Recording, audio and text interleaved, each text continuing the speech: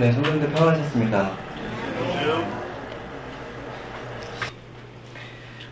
앞서 레위기의 5제사가 어떻게 예수 그리스도를 표현해 주는지 드러내는지 살펴봤어요.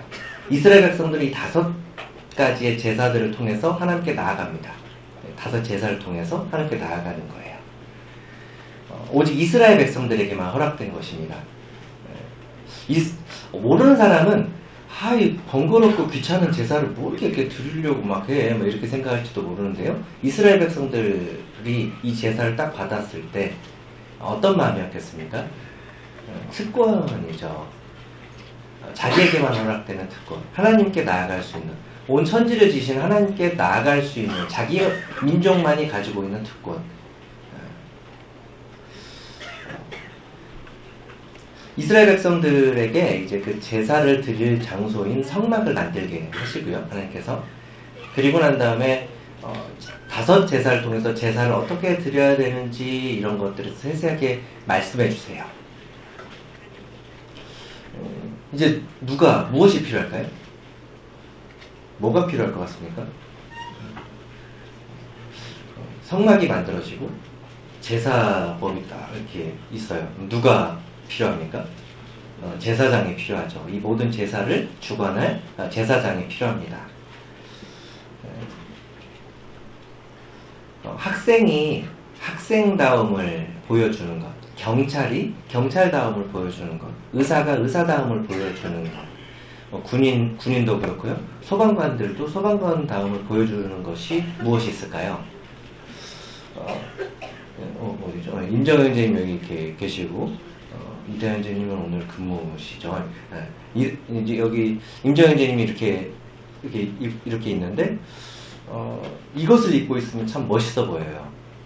지금은 이렇게 티를 입고 이렇게 나왔는데, 그죠? 잘 몰라요. 이렇게 입고 있으면 잘 몰라요. 근데 이렇게 이것을 입고 있으면 참 멋져 보여요. 뭘 입고 있으면 멋져 보이죠? 제복. 그렇죠. 119 제복. 소방복을 입고 있으면 참 더 멋져 보이죠. 저 뒤에 서인서 선생님께서 이렇게 옆집 아저씨 같이 이렇게 앉아 계시긴 하지만, 이것을 걸치고 있으면, 스마트해 보이고, 그 말씀하시면은, 들어야 될 것 같고, 그죠? 조심해야 될 것 같고, 그렇죠? 뭐죠? 의사 가운이죠. 그죠? 군인들에게는 군복이 있고요. 사관학교, 그 사관생도들에게 그 복장을 딱 입히면, 너무 멋져 보이고 그래요. 그죠? 이런 복장은 그런 일들을 할 때 합당한 자격과 권위를 부여해 줍니다. 근데 그 옷만 입고 있다고 해서 부여해 주는 건 아니죠, 사실. 그죠? 합당한 사람이 그 옷을 입는 거예요. 제가 소방복을 입고 있다고 해서 뭐 이렇게 막 이렇게 되는 건 아니거든요. 그냥 보여지는 건 그냥 소방복 입었구나 이거지. 소방복을 누가 입어야 딱 그거에 권위가 부여가 됩니까? 소방관들이. 그죠? 이러한 일들을 하는 사람들은 보통 그 일을 하기 전에 교육도 받고요. 임명식을 하게 돼요. 임명식을 하면서 다 뭔가를 달아주거나 모자를 쓰거나 뭔가 임명장도 주고요. 이런 의식들을 다 합니다. 그런 의식들을 다 하고 난 다음에 임명이 되는 거예요. 오늘은 이런 임명식과 비슷한 제사장들을 세우는 위임식에 대한 내용들을 살펴보면서 제게 교훈하신 내용들을 함께 나누고자 합니다. 오늘 본문은 레위기서 8장입니다. 구약성경 156페이지입니다.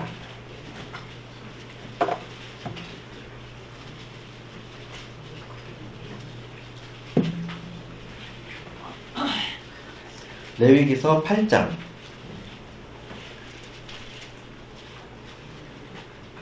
구약성경 156쪽, 제 성경으로는 156쪽입니다. 먼저 1절부터 4절까지 함께 읽도록 하겠습니다. 8장 1절부터 4절까지입니다. 시작.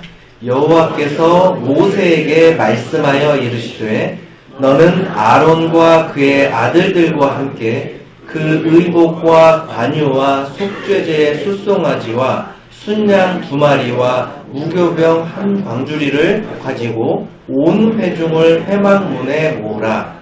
모세가 여호와께서 자기에게 명령하신 대로 하매 회중이 회막문에 모인지라. 네. 본문에서 하나님께서 1절에 보시면 모세에게 말씀하십니다. 이렇게 부르세요. 모세를 부르시고 말씀을 하시는데요. 이제 명령을 하시는데 어떤 명령이냐면 3절에 보게 되면 누구를 회막문에 모으게 됩니까?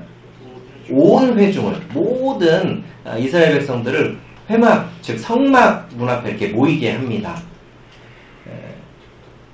그리고 누구를 준비하게 하냐면요. 2절에 아론과 그의 아들들, 하나님께서 제사장으로 선택한 사람들입니다.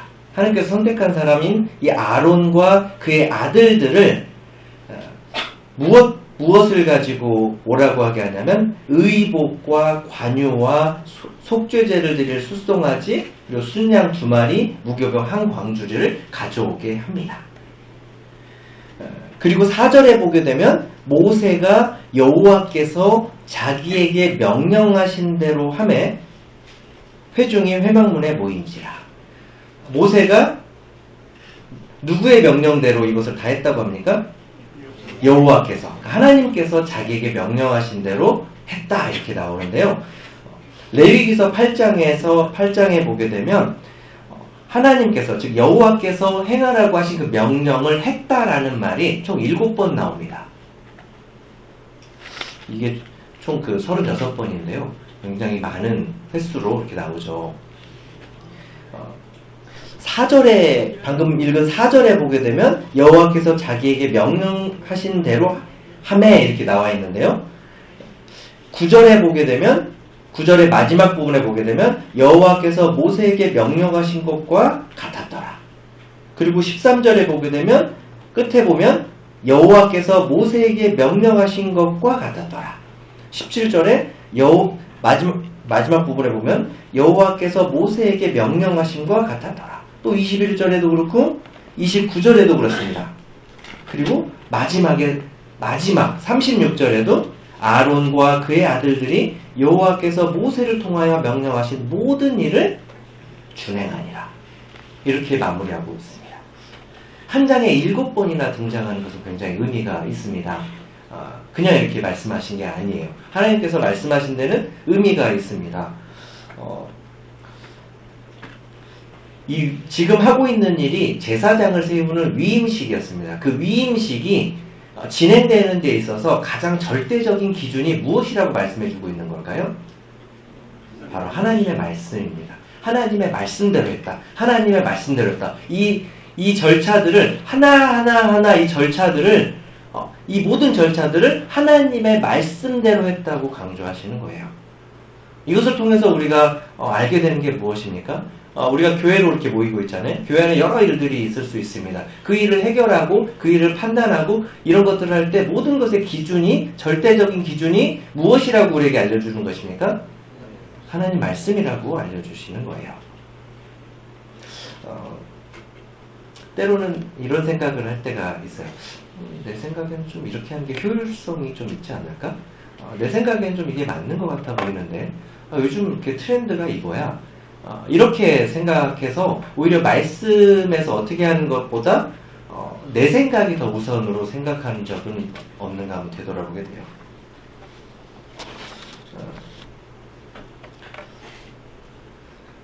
생각을 하면서 이것이 내 생각이 잘못됐다 그런 것이 아니라 모든 것의 기준이 먼저 세워야 되는 기준이 하나님 말씀이라는 것을 생각하게 됩니다. 그렇다면 우리가 어떻게 하면 일들을 판단하고 결정을 할 때 하나님의 말씀대로 잘 할 수 있을까요? 저도 그 개인적인 삶에 살면서 매일의 큐티의 삶 속에서 하나님께서 말씀하신 대로 지켜지지 않는 경우가 되게 많더라고요. 이렇게 해야지 했는데 또 실수하고 난 다음에 그랬었지 막 이러면서 실수했다 막 이렇게 하는데요. 어떻게 하면 하나님의 말씀을 중심으로 우리가 실수를 덜하고 이렇게 판단하고 결정하면서 할 수 있을까요? 먼저는 하나님의 말씀을 가까이 해야 되겠죠. 하나님께서 말씀하신 게 뭔지 정확하게 잘 알아야 됩니다. 정확하게 알지 않으면 내 생각에는 이런 것 같아, 이럴 것 같아, 막 이런 것들이 듭니다. 그러니까 하나님의 말씀을 정확하게 알아야 잘 분별할 수가 있는 거예요. 그래서 우리는 하나님의 말씀을 읽고 또 잘 들어야 됩니다. 이것들을 생각하면서 매일의 삶 가운데 하나님의 말씀을 얼마나 가까이 하고 있는가 좀 되돌아보게 돼요. 하나님의 말씀을 얼마나 잘 가까이 하고 얼마나 많이 읽고 얼마나 잘 듣고 있는가 나의 삶, 저의 삶을 이렇게 되돌아보게 됩니다. 우리가 지금 믿고 행동하는 것에 대해서 우리의 기준이 무엇입니까? 여기 교회 들어오다 보면은 다른 기성교회 분들은 좀 낯설어해요. 뭐가 없죠? 교파가 교파 이름이 없습니다. 이렇게 교단 이름이 없어요. 그러면서 움찔하는데요. 우리가 왜 이렇게 하는 거죠? 무엇을 기준으로 하는 겁니까? 성경을 기준으로 하는 거예요. 성경의 가르침대로 순종하고자 모이는 모임입니다. 그것에 대한 자부심이 있으십니까? 왜 여기 교파가 없어요? 이런 위축되진 않으십니까? 아니 그러실 필요 없습니다. 성경의 가르침대로 순종하면서 모이는 모임이에요. 그것에 대해서 자부심을 가지면 됩니다. 우리가 자매들 여기 너울을 쓰고 계십니다. 문화 때문에 사람들이 좀 시선 때문에 이런 것들 좀 벗어야 되는 거 아닌가? 우리가 이걸 왜 하는 거죠? 우리가 자매들이 이걸 왜 쓰는 거죠? 무엇을 기준으로 하는 겁니까? 말씀을 기준으로 하는 겁니다. 성경을 기준으로 하는 거예요. 문화로 기준으로 하는 것이 아닙니다. 이게 거룩해 보여서 하는 것이 아니고요. 막 뭐지 예뻐 보여서 막 이렇게 하는 게 아닙니다. 말씀에 순종하고자 하는 것 때문에 하는 거예요. 우리가 오늘 예배로 모였습니다. 우리가 예배로 매일 모이죠. 성찬 예배를 매주 합니다. 매주 해요. 우리가 이렇게 매주 이렇게 모여서 성찬 예배를 드리고 이렇게 말씀도 듣고 이렇게 합니다. 무엇을 기준으로 하는 겁니까? 말씀을 기준으로 하는 거예요. 사사기라는 성경이 있는데요. 그 사사기 성경을 읽어보면 참 암울합니다. 왜 암울할까요? 그 사사기 하면은 사사기를 대표해주는 말씀이 사사기 16장에 나오는데 그때 이스라엘은 왕이 없으므로 자기 소견대로 자기 마음대로 모든 일을 했다라고 기록을 하고 있거든요. 개인이 마음대로 제사장을 세워요. 여기서 분명히 이렇게 말씀대로 세워가는 건데요. 개인이 집에서 그냥 마음대로 그냥 제사장을 세우고 또 제사장이 또 세워져 있는데 또 저기서 돈을 많이 준대요. 그쪽으로 가버려요. 모든 것의 기준이 누가 됩니까? 자기가 돼요. 그러니까 자기가 되는 세상입니다. 그래서 참 사사기 성경을 보면 참 암울합니다. 하나님의 말씀이 없고 하나님의 인도하심이 없고 은혜와 찬양과 찬미의 감사가 없어요. 갈수록 우리가 사는 세상은 사사기 시대와 같은 시기로 가고 있습니다. 말씀이 희미해져가는 시대로 가고 있어요. 믿는 그리스도인들 사이에서도 말씀이 희미해져가는 세상. 저도 내 소견대로 모든 일을 결정하지는 않는가 되돌아보게 돼요. 정말 당연한 기준인데요. 이 당연한 기준이 너무 중요한, 귀중한, 소중한, 이렇게 소중하게 생각이 되는 거예요, 요즘에는. 당연한 건데, 이렇게 하면 되게 대단해 보이고, 당연한 거예요. 말씀대로, 정말 대단하십니다, 막 이러는데, 믿음에 앞선 선진들은 말씀대로 살았어요. 그게 일상이었습니다. 그게 기본이에요. 참, 말씀대로 살기가 어렵긴 하지만요, 모임에 계속해서 모이기를 힘쓰는 것이 참 힘들죠. 다 힘든데 요즘에는 그렇게 모임에 계속해서 모든 집회에 참석하는 게 정말 대단한 게 됐습니다. 그런 게 아니라 기본인데요. 당연한 거지만 참 되게 그게 소중해 보이고 더 중요하게 생각되는 지금이에요. 본문으로 돌아와서요. 제사장 위임식의 절차는 크게 이렇게 두 부분으로 이렇게 나눌 수가 있습니다. 6절부터 13절까지는 제사장들 좀 준비를 시켜요. 그리고 14절부터 36절까지는 제사장들을 위한 이렇게 제사들에 대한 내용들이 나옵니다. 6절에 보게 되면 먼저 모세가 아론과 그의 아들들을 데려다가 물로 그들을 씻깁니다. 목욕이에요. 아이들에게 야 세수하고 와. 그러면 고양이 세수합니다. 이렇게. 고양이 세수 아시죠? 고양이 세수하고 옵니다. 이런 세수 아니고요. 그냥 간단히 이렇게 좀 이렇게 보이는 데만 씻고 이런 게 아니라 온몸을 다 씻는 것입니다. 목욕이에요. 제사장을 깨끗한 상태로 만드는 것입니다. 하나님을 섬기기에 적합한 몸의 상태로 이렇게 만드는 건데요. 이 물은 어디서 났을까요? 회막에 딱 들어가면 물두멍이라고 이렇게 물을 담아놓은 통이 있습니다. 거기에서 이렇게 씻겼습니다. 그리고 7절에서 9절까지 이렇게 보게 되면 이제 다 씻은 아론에게 이제 옷을 입힙니다. 대제사장 복이죠. 대제사장과 제사장은 아무거나 입으면 안 됩니다. 정해진 옷이 있어요. 특별한 옷이 있습니다. 7절에서 9절까지 보게 되면 되게 이렇게 복잡합니다. 아론에게 속옷을 먼저 입힙니다. 그리고 띠를 띄워요. 이렇게 고정을 시키죠. 그리고 겉옷을 입힙니다. 그리고 에봇이라고 이렇게 그 앞치마 같은 건데요. 제사장 복입니다. 에봇을 걸쳐서 입히고, 그 다음에 그것을 이제 띠로 고정을 합니다. 그리고 흉패, 가슴에 붙이는 흉패인데, 12개의 보석이 박혀있는 흉패를 붙이고요. 그 다음에 우림과 둠밈이라는 게 있습니다.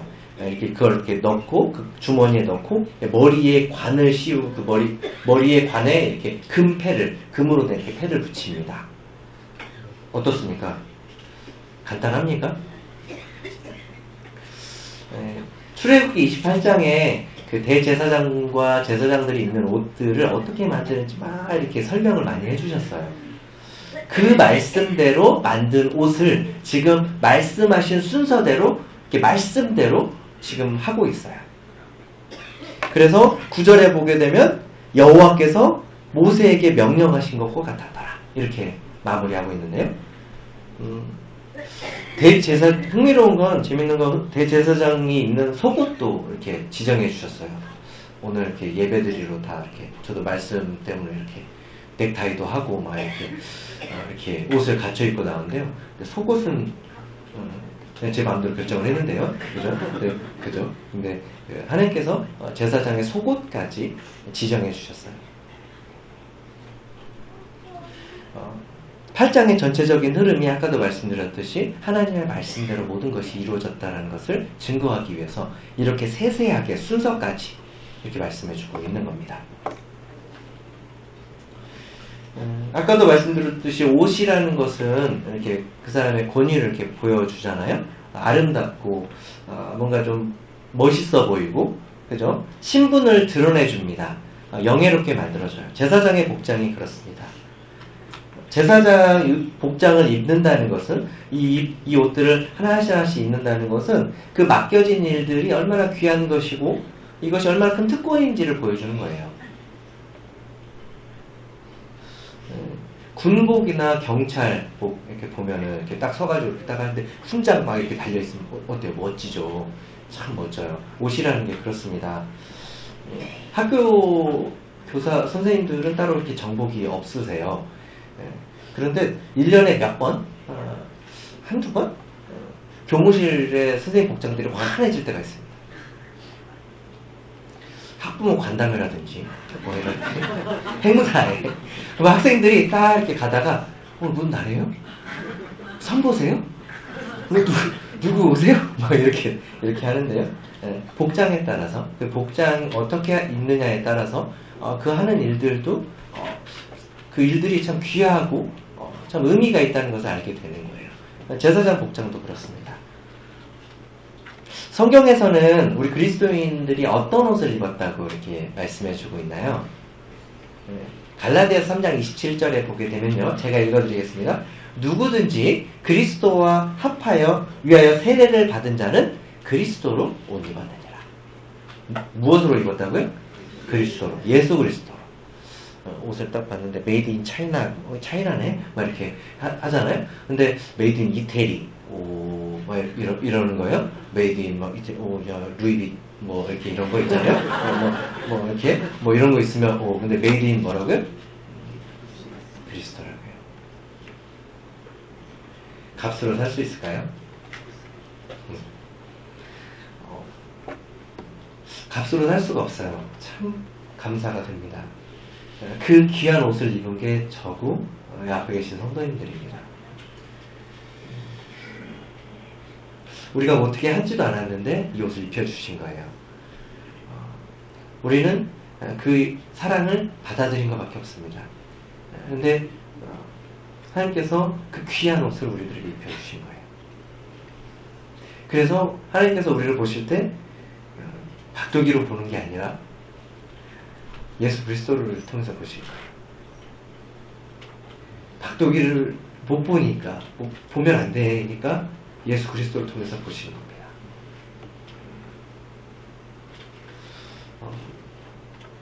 예수 그리스도로 옷 입은 사람은 행동을 어떻게 해야 될까요? 로마서 13장 14절에 우리 주 예수 그리스도로 옷 입고 정욕을 위하여 육신의 일을 도모하지 말라. 자기의 기쁨대로 이렇게 사는 것이 이 그리스도의 옷을 입은 사람의 합당한 태도일까요? 무엇을 위해 힘쓰라는 말씀입니까? 바로 예수 그리스도, 하나님을 위해서 하나님을 기쁘시게 하는 데 힘쓰는 것이 우리에게 맡겨진 일인 것 같습니다. 소방복을 입고 경찰복을 입고 함부로 행동하지 않게 되죠. 교복을 입고 학생들이 교복을 입으면 좋은 점들이 뭐냐면 함부로 하지 않게 됩니다. 좀 덜해요. 경찰관이 경찰복을 입고 신호위반을 하거나 음주운전을 하거나 잘못된 일을 하면은 지탄을 받아요. 옷이라는 게 그렇습니다. 우리도 그리스도의 옷을 입었다는 것을 항상 생각하면서 모든 일을 하면 참 좋을 것 같습니다.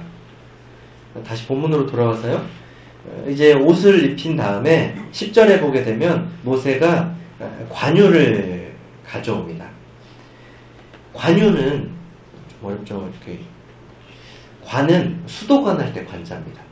흐르다라는 거예요. 흘러가다, 이렇게 흘러내리다, 붓다 이런 뜻이에요. 유는 기름입니다. 그러니까 기름을 붓는 거예요. 그러니까 붓는 기름입니다. 기름이 여러 종류가 있죠. 태우는 기름도 있고 먹는 기름도 있고, 그죠? 올리브유 맛있잖아요.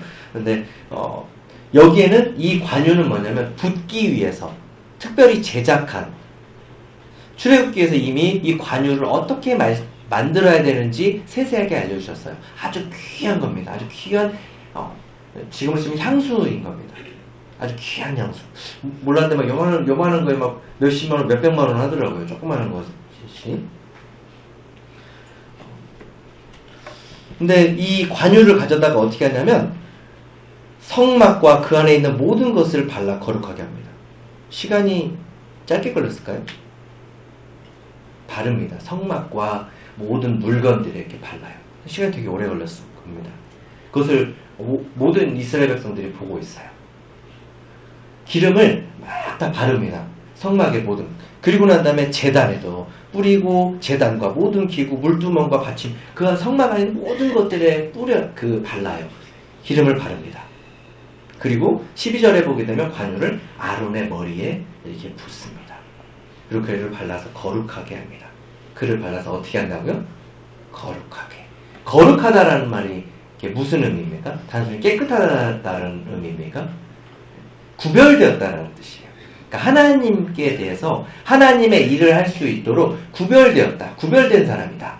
그러니까 그게 기름 부음에 담겨있는 의미예요.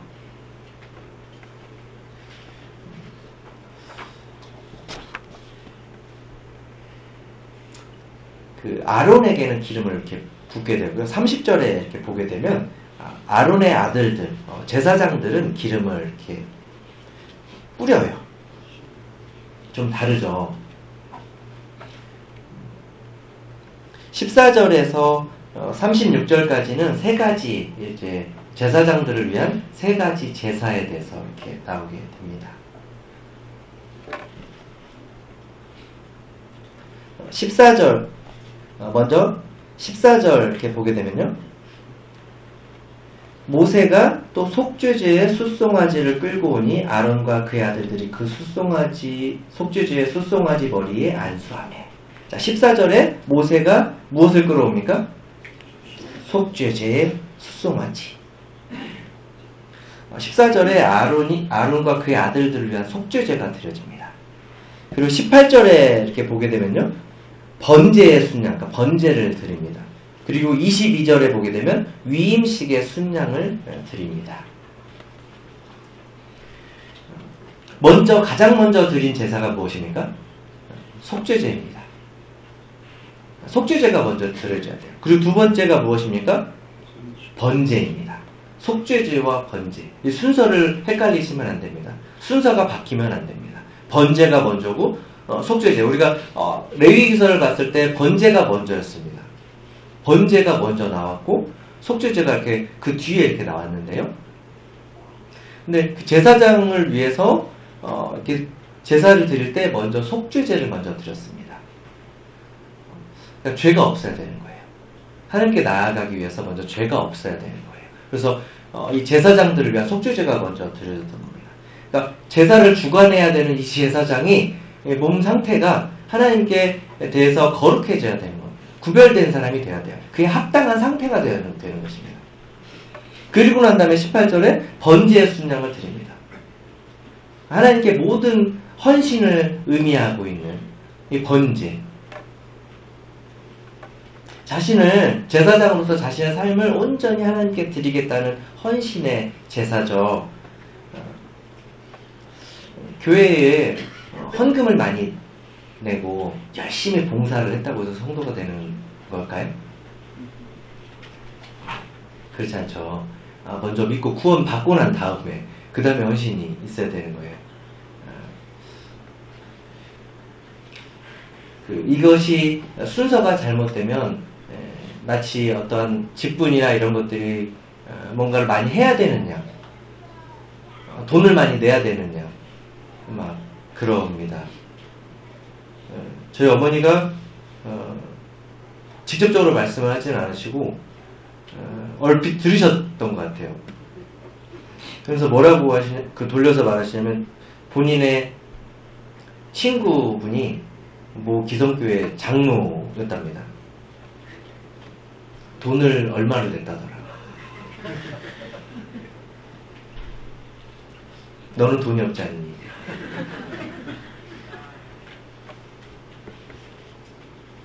어머니 안 계시죠?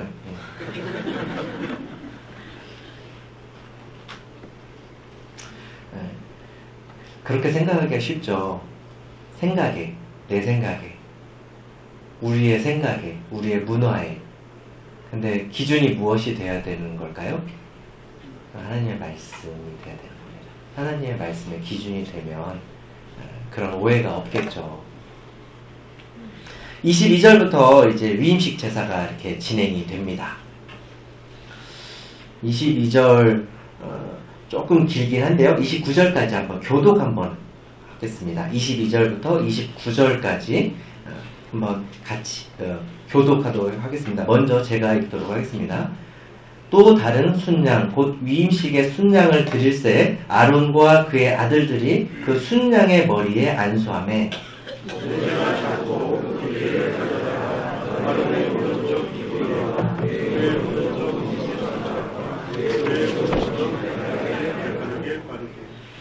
아론의 아들들을 데려다가 모세가 그 오른쪽 귓부리와 그들의 손의 오른쪽 엄지 손가락과 그들의 발의 오른쪽 엄지 발가락에 그 피를 바르고 또 모세가 그 피를 제단 사방에 뿌리고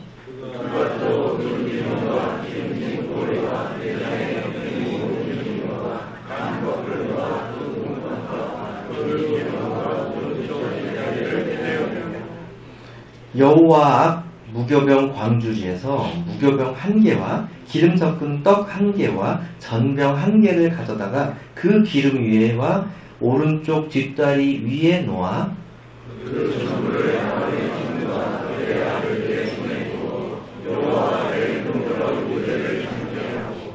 모세가 그것을 그들의 손에서 가져다가 제단 위에 있는 번제물 위에 불사르니 이는 향기로운 냄새를 위하여 드리는 위임식 제사로 여호와께 드리는 화제라. 이에 모세가 그 가슴을 가져다가 여호와에게 이르러 예배를 삼았으니 이는 미식에서 잡은 순양을 모세의 몫이라 여호와께서 모세에게 명령하신 바. 네. 위임식 순양을 잡습니다. 22절에 위임식 순양을 이렇게 드리는데요.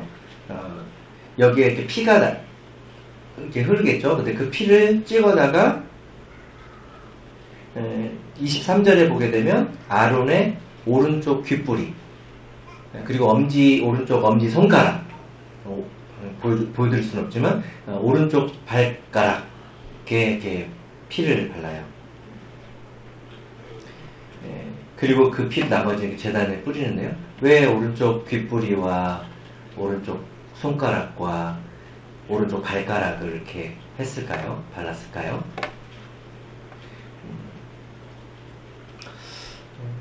오른쪽은 어떤 것을 대표하는 거예요. 힘하면 왼손잡이도 많긴 하는데요. 오른손잡이가 많죠.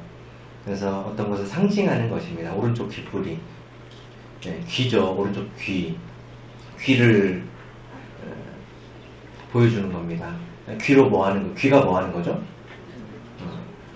듣는 거죠. 잘 들으라는 거죠. 손가락, 이 손은 뭐 하는 거죠? 손으로 많은 걸 하잖아요. 발로 하는 거, 발로 가긴 하지만 손으로 굉장히 많은 걸 합니다. 그러니까 손으로 잘해야 된다는 거예요. 그리고 발도 마찬가지죠. 발로 이렇게 가게 됩니다. 그러니까 귀로 듣는 것, 손으로 하는 것, 발로 가는 것, 이것을 제사장으로서 어떻게 해야 된다는 거예요? 조심히, 합당하게 해야 된다는 거예요.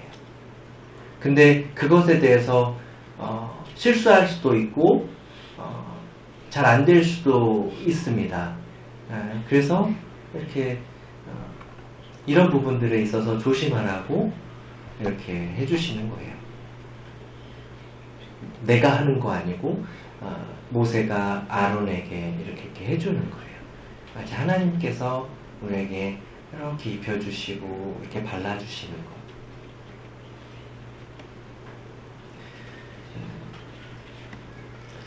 제사장이 듣고 말하고 행동하고 가는 곳에 항상 누가 함께 한다는 것을 기억해야 될까요?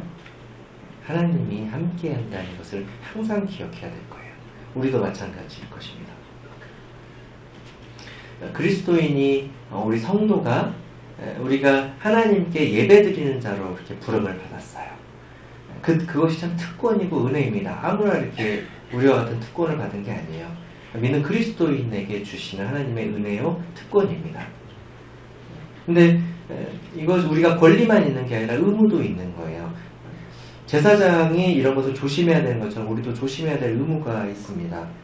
제사장답게 예배드리는 자답게 나아가기 위해서 우리의 상태를 항상 살펴봐야 돼요. 그리고 하나님과 친밀한 교제 가운데 우리가 계속 있는지 항상 우리가 예배를 드리기 전에 예배로 우리가 전체로 모이는 이 예배로 나오기 전에 나는 하나님 앞에 지금 친밀한 교제 가운데 있는가? 그런 상태에서 지금 하나님 앞에 나오고 있는가? 이것을 되돌아봐야 됩니다. 이 위임식 제사에는 소제도 같이 드려졌어요. 온전한 헌신을 보여주는 예수 그리스도의 육신을 입고 오신 이 헌신을 보여주는 이 소제가 같이 이렇게 드려졌는데요. 26절에 보게 되면 무교병 1개와 기름 섞은 떡 1개, 전병 1개를 이렇게 올려드려요. 근데 이것을 올려드릴 때 27절에 보게 되면 요제로 드려요. 제사의 방법 중에 불에 태우는 제사도 있고요. 드는 제사도 있습니다. 그리고 흔드는 제사도 있습니다. 흔들어요 해서 요제. 그래서 그 요제를 이렇게 드리는데요. 그리고 난 다음에 이 모든 제물들을 제단에 하나님께서 받으시는 기름과 이 소제물 중에 일부를 가져다가 이렇게 불로 태워서 하나님께 올려드립니다. 하나님께서 그걸 기쁘게 받으세요. 여기서 보면은 28절에 중간부에 보면은 이는 향기로운 냄새를 위하여 드리는 위임식 제사로 여호와께 드리는 화제라. 향기로운 냄새를 올려드려요. 하나님께.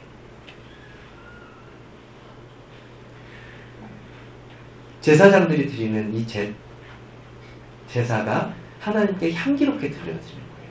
얼마나 귀한 겁니까? 우리가 드리는 기도와 찬미를 이것이 하나님께 이렇게 향기롭게 올려드리는 것이 얼마나 귀한 것인지를 생각하게 돼요.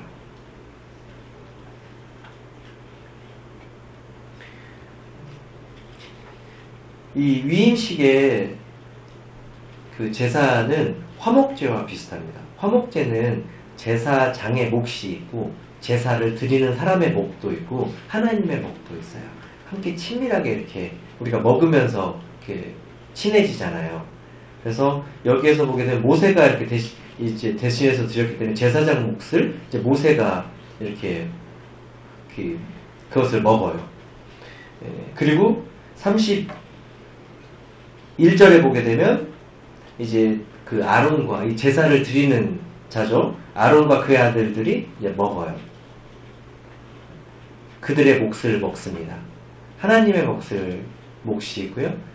제사장의 몫이 있고 제사를 드리는 사람의 몫 함께 모여서 친밀한 교제 가운데 있는 모습을 보여주는 거예요. 속죄제를 통해서 죄의 해결이 되고 번제를 통해서 온전한 헌신이 드러나고 그리고 위임식 제사를 통해서 하나님과 함께 교제하는 자로 드러나는 이 제사의 모습이 그렇습니다.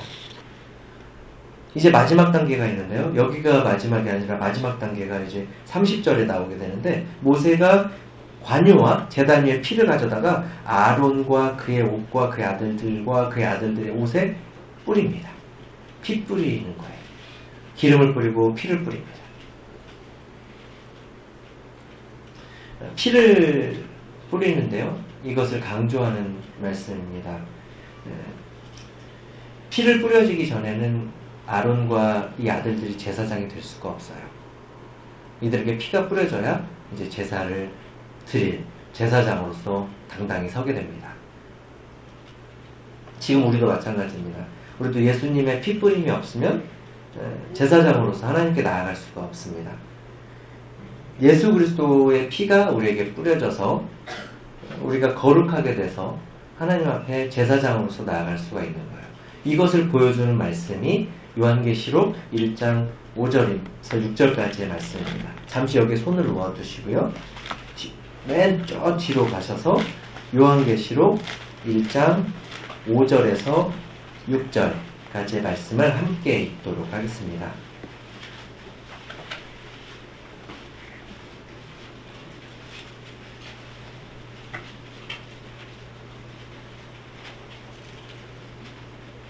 (1장 5절에서 6절까지의 말씀입니다. 함께 읽도록 하겠습니다. 시작. 또 충성된 증인으로 죽은 자들 가운데서 먼저 나시고 땅의 임금들의 머리가 되신 예수 그리스도로 말미암아 은혜와 평강이 너희에게 있기를 원하노라. 우리를 사랑하사 그의 피로 우리 죄에서 우리를 해방하시고 그의 아버지 하나님을 위하여 우리를 나라와 제사장으로 삼으신 그에게 영광과 능력이 세세토록 있기를 원하노라. 아멘.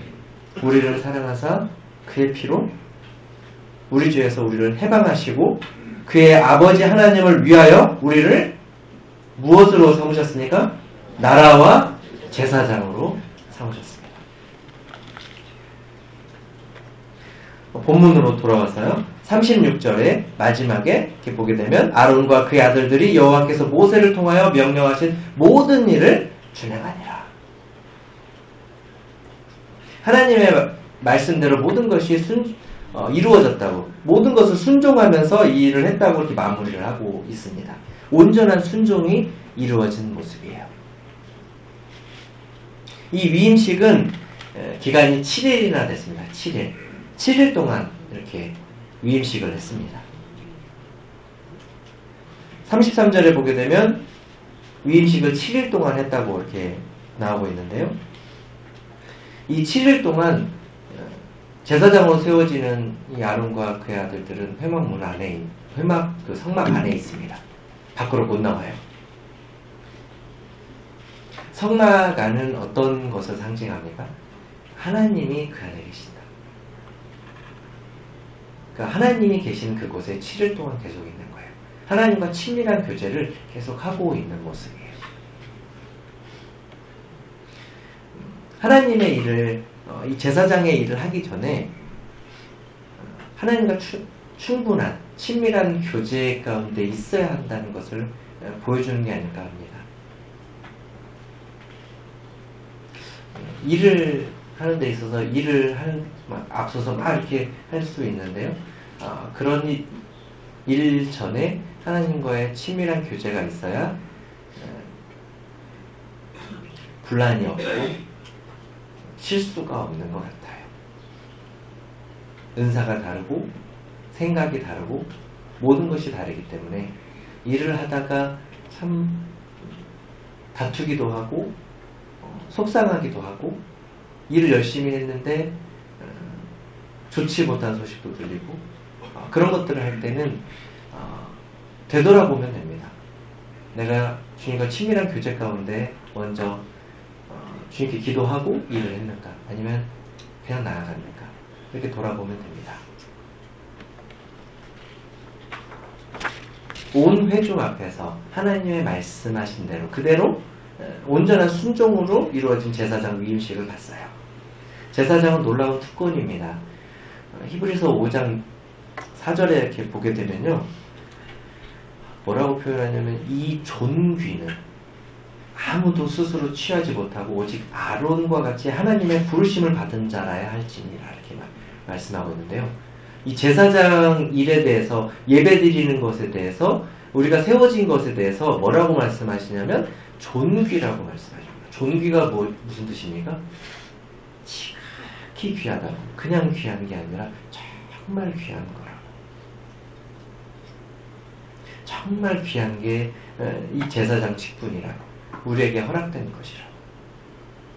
스스로 되고 싶다고 해서 되는 것이 아니죠. 하나님의 부르심을 받은 자라야 가능한 것이라고. 신약 시대에 와서 구약 시대에서는 아론과 그의 아들들에게 국한되었던 이 제사장의 직분이 이 시대에 와서는 믿는 그리스도인 모두에게 허락이 된 직분입니다. 베드로전서 2장 5절에 너희도 산돌같이 신령한 집으로 세워지고 우리가 살아있는 돌로 이렇게 세워진 하나님의 성전이 됐는데요. 예수 그리스도를 말미암아 신령한 제사를 드릴 거룩한 제사장이 될지니라. 예수 그리스도로 말미암아서 이 말씀이 중요해요. 예수 그리스도를 말미암아서 내가 한 것이 아니라 내가 어떻게 해서가 아니라 예수 그리스도를 말미암아 신령한 제사를 드릴 그냥 제사가 아니라 그냥 아무렇게나 드린 제사가 아니라 내 생각대로 드린 제사가 아니라 신령한 제사를 드릴 거룩한 그냥 제사장 아니고 거룩한 제사장이 된다고 이렇게 말씀하고 있는 거예요. 베드로전서 2장 9절에 너희는 택하신 족속이요 택하셨다고요. 우리를 왕같은 제사장들 그냥 제사장 아니고요 왕같은 제사장들이요 거룩한 나라 그냥 나라 한국 뭐 이런 것이 아니라 거룩한 나라라고 말씀해주고 있고요. 그의 소유가 된 백성이라. 메이드 인 차이나가 아니라 메이드 인 예수 그리스도, 메이드 인 하나님이라고. 우리가 오늘 이곳에 모인 가장 큰 목적이 무엇입니까? 하나님께 예배 드리기 위해서 모였죠. 제사장의 역할을 우리에게 주어진 제사장의 역할을 충실하기 위해서 모였습니다. 그러할 때 우리는 되돌아봐야 됩니다. 이 제사장직을 하기 전에 우리에게 어떤 일이 있었고 우리가 제사장이 되기 위해서 누가 이것을 다 해주셨는지 그래서 우리가 여기에 나와서 온전히 제사를 드릴 때 우리의 제물이 되는 것 우리가 드리는 제물이 무엇인지 내 감정인지 내 생각인지 내 말인지 아니면 예수 그리스도인지 온전한 제물이신 예수 그리스도인지를 생각해 봐야 돼요. 내 기분대로 드려지는 기도가 아니고 내 생각대로 드려지는 찬양이 아니에요. 예수 그리스도가 드려져야 됩니다. 하나님께서는 성경에서 예물을 받으셨어요. 합당한 예물을 받으셨습니다. 내가 드려지는 게 아니고요. 저도 그렇게 착각할 때가 많은데 내가 드려지는 게 아니고 예수 그리스도가 드려지는 거예요. 예수 그리스도가 온전히 드러나는 그런 예배가 되기 위해서 먼저 되돌아보고 준비한 다음에 나와야 될 것 같아요.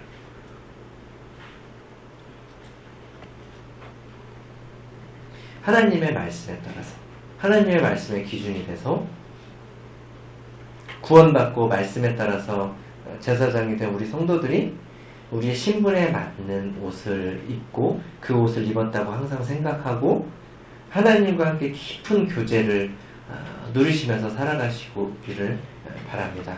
그래서 그것을 통해서 예배자의 삶을 충실히 살아가시는 성도님들이 되시기를 바랍니다. 이상으로 말씀하시도록 하겠습니다. 감사합니다.